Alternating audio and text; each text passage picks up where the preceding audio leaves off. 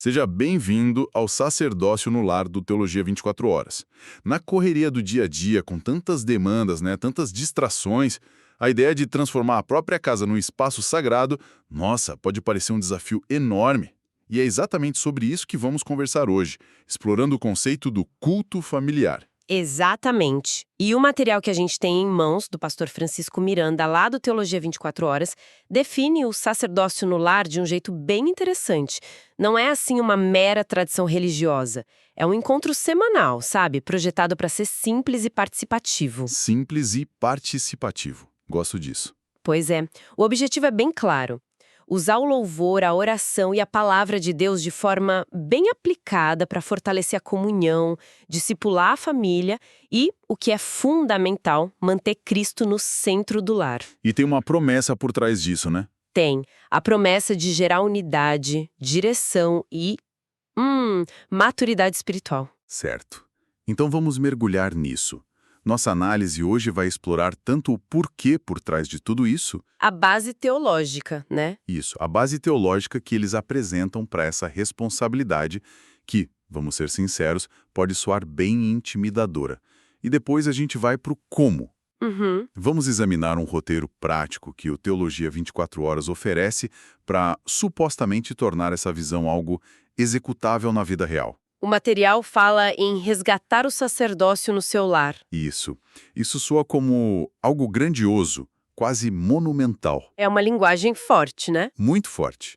E eles usam termos como o pai sendo sacerdote, profeta e juiz. Do ponto de vista de uma família moderna, hoje em dia, esses títulos podem soar um pouco pesados, talvez até autoritários.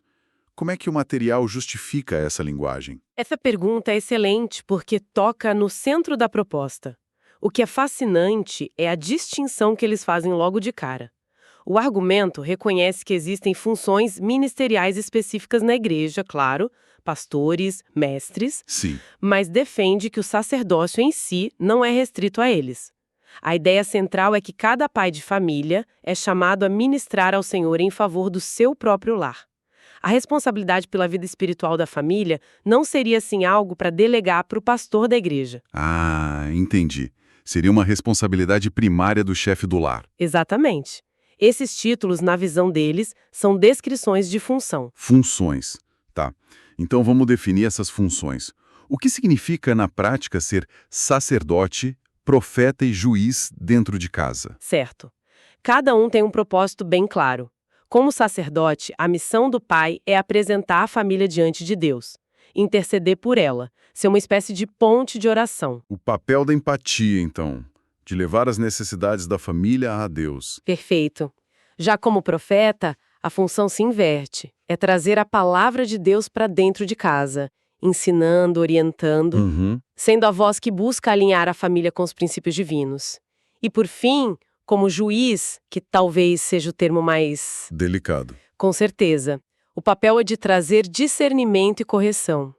Aplicar os princípios da palavra para resolver conflitos, guiar as decisões e manter o rumo da família. É interessante a tensão aqui, porque o papel de sacerdote é de intercessão, de se colocar no lugar da família. Sim, O de profeta é trazer a palavra de Deus para a família. E o de juiz é aplicá-la. sim. Como uma pessoa equilibra a empatia de um com a autoridade do outro no dia a dia? Parece um ato de malabarismo. Sem dúvida. E o material não sugere que são, tipo, chapéus que você troca a cada hora.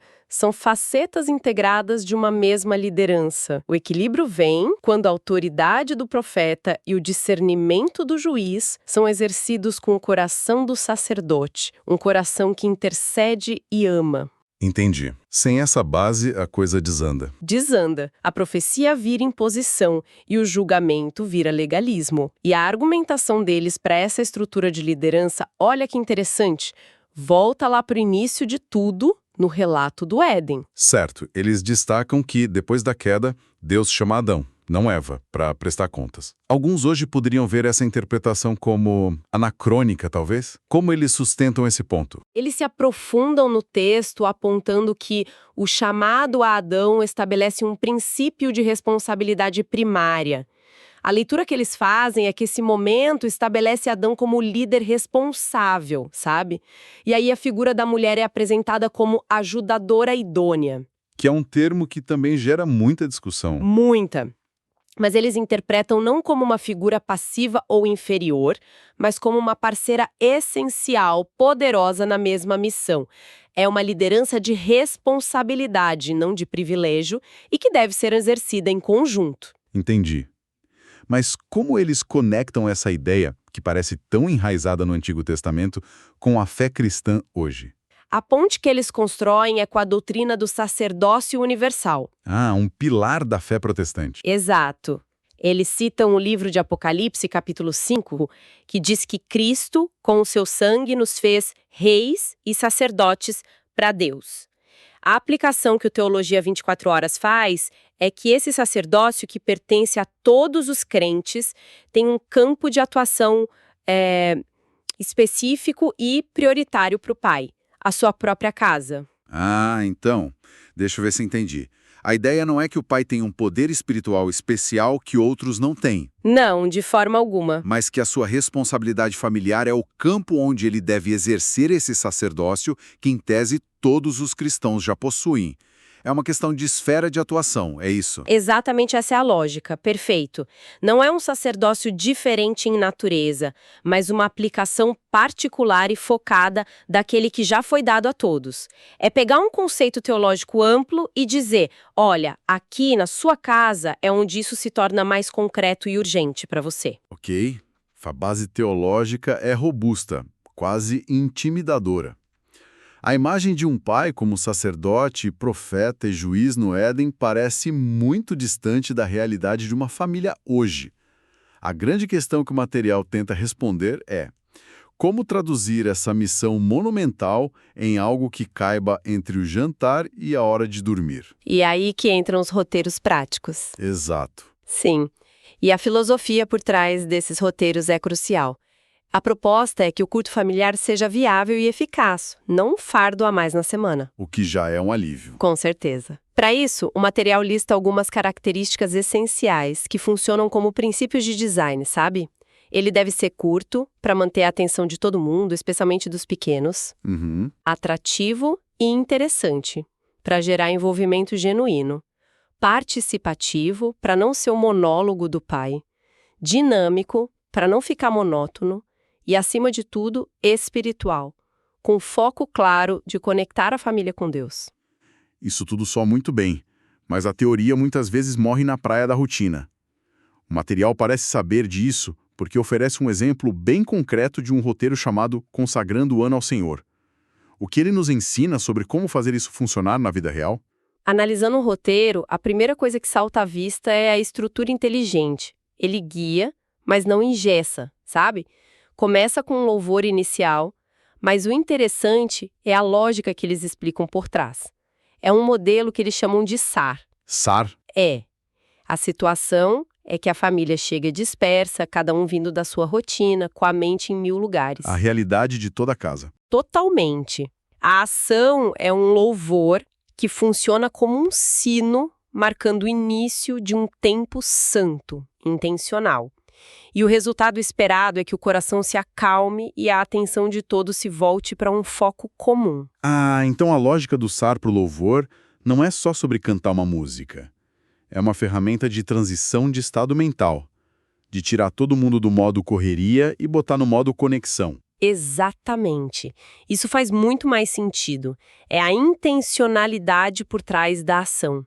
E isso continua no momento seguinte. Um quebra-gelo que eles chamam de bússola do ano. A dinâmica bússola do ano. É uma ideia interessante porque força a pessoa a ser específica.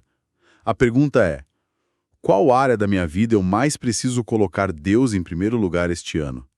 Mas, ao mesmo tempo, isso não poderia colocar alguém numa posição desconfortável se não quiser compartilhar uma fraqueza? É uma ótima observação. O material não aborda diretamente a segurança psicológica com esses termos, mas o princípio está implícito na ideia de que o culto deve ser participativo e liderado por um sacerdote. Alguém que ouve com empatia. Isso. A chave sugerida pelo tom do material é a liderança pelo exemplo. Se o pai e a mãe começam compartilhando algo com vulnerabilidade, eles criam um ambiente para os filhos se sentirem seguros para fazer o mesmo. Não é um interrogatório. É um convite. É um convite ao compartilhamento. A ideia é que a consistência desses encontros construa essa confiança com o tempo. Faz sentido. E depois desse momento mais pessoal, vem o centro do culto, o momento da palavra. Sim, focado em Mateus 6,33. Mas buscai primeiro o reino de Deus e a sua justiça. E a exposição que o roteiro oferece é muito prática. Ela argumenta que o problema de muitos lares não é a falta de esforço, mas a falta de prioridade. E aqui é onde as funções de profeta e juiz se encontram. Como assim? Explica melhor essa conexão. Bom, o papel do profeta é trazer a palavra buscai primeiro o reino. Certo. Certo. Mas o papel do juiz é aplicar essa palavra com discernimento à realidade da família. O roteiro faz exatamente isso. Ele traduz buscar o reino em escolhas diárias. É desligar o celular para ouvir um filho de verdade. Nossa. É tratar o cônjuge com honra mesmo no cansaço. É confessar erros com humildade em vez de buscar desculpas. É um momento de não só ler o princípio, mas também de julgar no sentido de avaliar como a família está vivendo aquilo. Isso torna a aplicação muito, muito concreta. Tira a ideia de que buscar o reino é algo etéreo, que só acontece na igreja. Exato, e o roteiro não para aí. Ele não deixa a família pendurada com a informação. Ele propõe um desafio da semana. Que é fundamental para não ficar só na teoria. Totalmente. Como o desafio dos primeiros 10 minutos.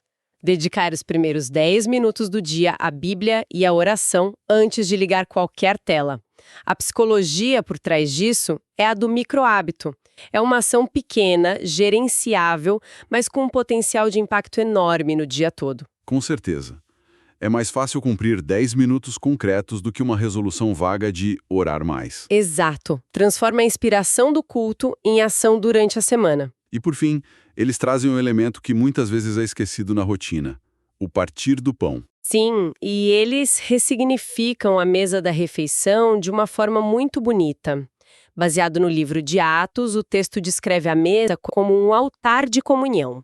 A ideia é transformar a mesa, que às vezes é um lugar de pressa, silêncio, cada um na sua tela. A triste realidade de muitos lares. Pois é, em um espaço de alegria, conversa e gratidão. É um reforço dos laços familiares num contexto que já existe na rotina da casa. E a observação final do roteiro é um conselho de ouro. Melhor um culto simples e constante do que um encontro longo que se torna pesado. Consistência vence intensidade. Perfeito. Então, o que a gente pode tirar de tudo isso? De um lado, temos um chamado teológico forte, quase imponente, para a liderança espiritual do pai. Com esses papéis de sacerdote, profeta e juiz. Isso. E do outro, um modelo muito prático, flexível e acessível para que qualquer família comece, mesmo que seja com um encontro curto uma vez por semana. E o mais importante, sem precisar de um diploma de teologia para isso. Exato. A mensagem final que o material parece querer passar é bem resumida numa frase deles. Não esperem o clima ideal, criem o clima pela obediência. A proposta é que a constância de um culto familiar por semana e um pouquinho da palavra por dia podem de fato mudar a atmosfera de um lar. Não se trata de buscar a perfeição, então. De forma alguma. É sobre cultivar intencionalidade. Aos poucos, essas práticas cultivam um ambiente de mais direção, paz e maturidade espiritual. Isso nos deixa com uma reflexão importante. Nós vimos como o roteiro prático oferece ferramentas muito claras para as funções de sacerdote, através da oração e da escuta. E de profeta, através do ensino da palavra. A própria estrutura do culto facilita esses dois papéis. O que nos leva de volta àquele que talvez seja o papel mais complexo. E isso levanta uma questão importante para se pensar que vai além do roteiro. Em um mundo que frequentemente desconfia de figuras de autoridade e com razão em muitos casos, como a função de juiz do lar, que a gente mencionou lá no início, Sim. pode ser exercida de forma equilibrada e amorosa? Como discernir guiar e corrigir com a justiça e a graça que o próprio texto bíblico aponta, sem que isso se transforme em autoritarismo ou legalismo. Esse equilíbrio é talvez o desafio mais profundo de toda essa missão. Comente como este episódio facilitou a preparação do seu culto familiar. E se você quiser aprofundar, acesse gratuitamente o teologia24horas.com.br. Teologia 24 horas, um jeito inteligente de ensinar e aprender.